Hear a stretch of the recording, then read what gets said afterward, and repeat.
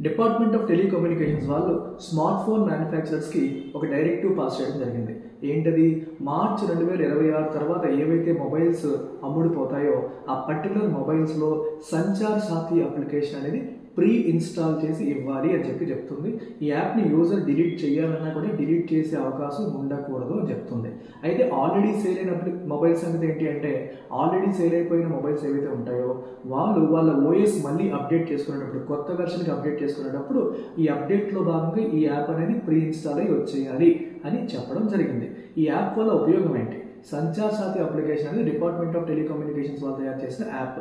So దీని ద్వారా మనకి ఏమైనా ఫ్రాడెంట్ మెసేజెస్ కానీ కాల్స్ కానీ వస్తే వాటిని ఇమీడియట్గా రిపోర్ట్ చేయడానికి అవుతుంది.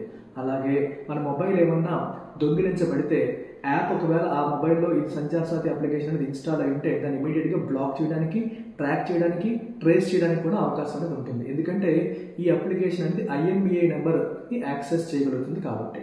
సో ప్రతి ఒక్కళ్ళు కూడా యాజ్ ఆఫ్ నౌ ఇది ఇన్స్టాల్ చేసుకోకూడదంటే మనకి చాయిస్ ఉంది. ఇప్పుడు కూడా మనం డౌన్లోడ్ చేసుకుని ప్రతి ఒక్కరు యాప్ ఇన్స్టాల్ చేసుకుంటే చాలా చాలా మంచిది.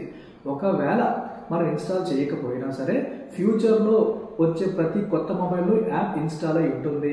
పాత వాళ్ళు కూడా ఓఎస్ అప్డేట్ చేసేటప్పుడు ఈ యాప్ అప్డేట్ అయ్యి వచ్చేస్తుంది. సో బెటర్ థింగ్ ఏంటంటే మనం ఎందుకు వెయిట్ చేయాలి? మనమే ముందు డౌన్లోడ్ చేసుకొని ఇన్స్టాల్ చేసుకుంటే మనకి సేఫ్టీ కూడా ఉంటుంది.